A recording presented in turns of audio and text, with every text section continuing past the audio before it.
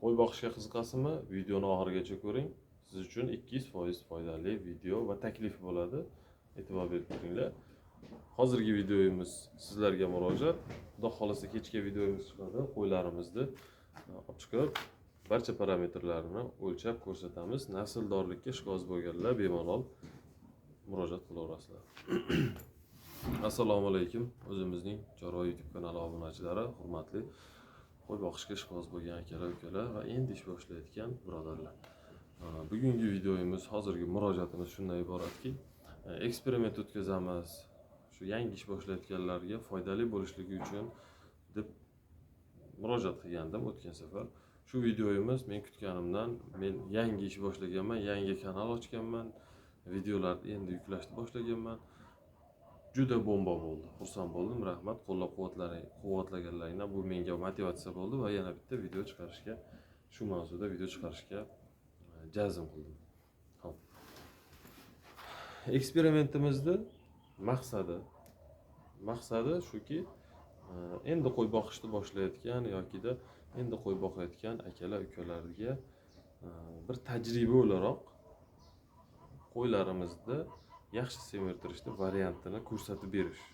Shunda ham shunday qil, bunday qil deyishlik emas, ularga mana bunday qilsa, bunaqa holat olib keladi, bunaqa foyda beradi degan mazmundagi takliflarni berish, qaror qabul qilish sizlarning o'zlaringizda.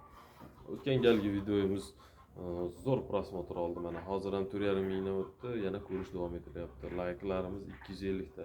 Men hali qo'ygan videolarimda birortasi bunaqa natijaga chiqqan yo'q. Eng asosiysi obunachilar, 200 dan ortiq obunachi именно o'sha video orqali keldi. Qo'llab-quvvatlaganlaring uchun sizlarga rahmat. Haddi shu kuzatib turinglar, sizlarga foydali kontent bo'ladi. Endi rejamiz, eksperimentimizda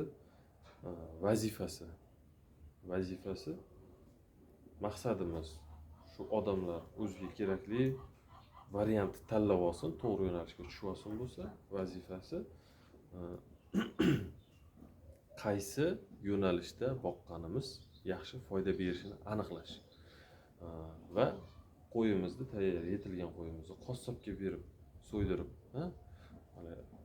go'shtga pichib sotganimiz, so'ydirganimiz foydaliroqmi yoki o'zimiz so'yib emas, tiriklaycha sotganimiz foydaliroqmi? Shuni aniqlashdi. Endi eksperimentimizni tartibi ketma-ketligi shunday bo'ladiki, mana shu bitta qo'ramiz deylik. Qo'ramizni 3 ga bo'lamiz. Imkon qadar o'lchamini teng 3 ga bo'lamiz va 6 ta qo'zi olamiz. Qo'zi sotuvda o'zimizda bor. Kimga kerak bo'lsa murojaat qilsin. Ishonchli, kafolatlangan qo'zilarni yetkazib beramiz. Kafolati nimada? Yeb ichishiga va yo'tal-po'tal sog'lig'iga. Joni Allohniki, o'lib qolsa, sinib qolsa, bo'kib qolsa javob bermaymiz, lekin oldin aytib qo'ying. Haqiqat aytamizda, bor gap. Oldi qochdi, men kafolat beraman 100%, sudaydim emas. Joni Allohniki. O'lib qolsa, sinib qolsa, u Allohdan, bizdan emas. Xo'p, temamizga qaytamiz. 6 ta qo'zini olamiz. Ikkita qilib 3 ta partiya qilamiz. Birinchi partiyaga men odatiy beradigan usulim donni pishirib berish. Shunchaki donni pishirib berish. Ikkinchi partiyamizga o'sha donni maydalab, juda ham mayda upa qilib yuborish kerak emas. U oshqozonni buzadi. Ezg'ilab maydalab berish. Bo'laklab berish desak ham, mantiqan to'g'ri bo'ladi. Uchinchi partiyamizga gidroponika qilib o'stirib, hozir trendga chiqayotgan, men qilib ko'rmaganman, to'g'risiga men uchun ham bu tajriba bo'ladi, gidroponika qilib o'stirib keyin berish.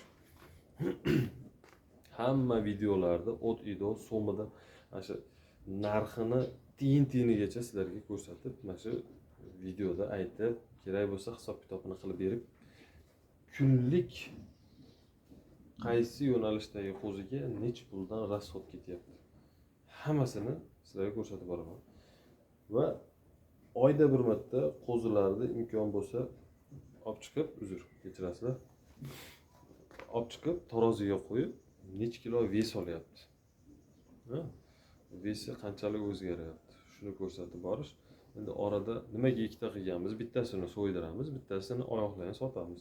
oxirida yechimimizni yana ham bir mukammal tarzda foyda qaysi biri yaxshiligini ko'rish uchun va orada jon Allohniki qaysidir bittarisi kasal bo'lib qo'ysa yo boshqa qilib qo'ysa yo bo'ktirib qo'ysak ikkinchisidan rezultatimizni olaveramiz degan mazmunda.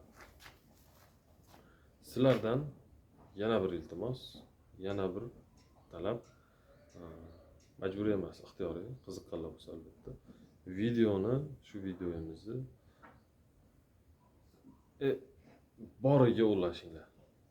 Kim hayvonga qiziqsa, qo'yga qiziqsa, o'zida qo'y yo'q bo'lsa ham kelajakda qachondir qo'y boqaman deganlar uchun tajriba bo'lsin, jo'natinglar videoni, kanalga obuna bo'linglar, videoga imkon qadar o'zlaringni fikrlaringni, umuman reaksiyalaringni bildiringlar. Hattoki dislike bo'lsa ham men xafa bo'lmayman, uni to'g'ri qabul qilaman. Chunki negativ fikr bildiradigan yoki negativ reaksiya ko'rsatadigan odam ham videomizni to'liq ko'rgan hisoblanadi. Ko'rmasdan turib uni yaxshi yo yomonligini ajratib bo'lmaydi. Kanalimizga 5000 obunachi yig'ilgan kundan boshlab eksperimentimizni boshlaymiz. Bu qo'y boqishda spes bo'lib ketgan har yili 100-150 ta qo'yni 120-130 kilo qilib boqadigan akalar uchun emas. Bu yangi ish boshlayotgan, yangi o'rganayotgan birodarlar uchun. Shuni unutmanglar.